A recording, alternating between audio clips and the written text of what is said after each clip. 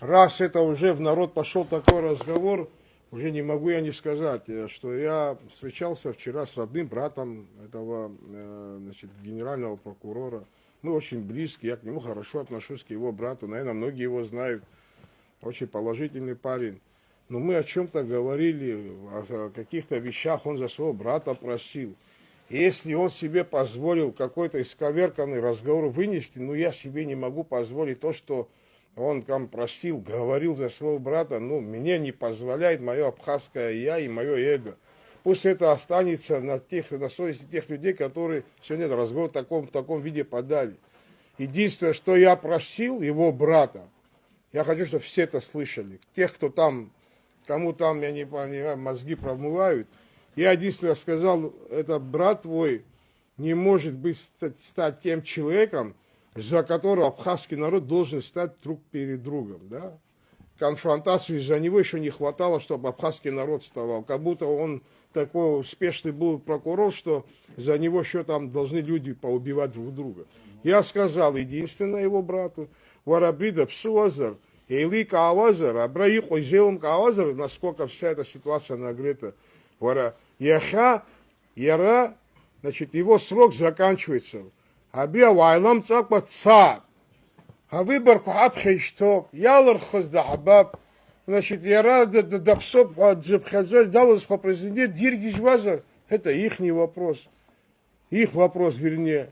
А сегодня, мы еще раз говорю, мы же никого не предлагаем, не говорим назначить того-то и того-то. Это справедливо.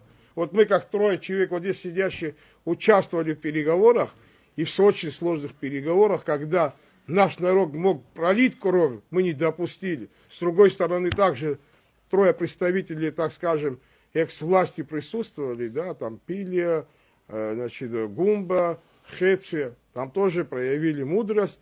И мы 9, да, тяжело было, 9,5 часов проходили переговоры. Но мы нашли тот нужный выход из этой ситуации, чтобы не столкнуть наш народ.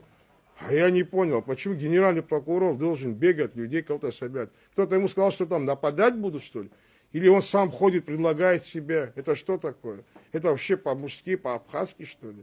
Ходит, меня выберите, меня представьте. Во-первых, исполняющий обязанности президента не обязан его представлять. Нету такого закона. Если посчитают, что он нужен, могут его представить. Но не он будет навязывать свое мнение, там, исполняющий обязанности президента. Или по закону, что у него закончилось, и обязательно должны его представить. Не обязательно. Могут Квициния представить, могут, не знаю, Аршба представить, не знаю, там, Хашба, не знаю, любого Тарба, кого хотите. Могут представить. Причем он? Кто сказал, что это догма, что его должны представить? Сегодня каждый из политиков, кто имеет ответственность сегодня, там 6 человек сидело за этим столом, из правильного и мудрого решения, значит, будет ситуация, при котором или мы доведем спокойно страну до выборов, или я не знаю, чем это закончится. И стоит ли вообще этого вообще обсуждения этого вопроса. Или его должности его прокурора.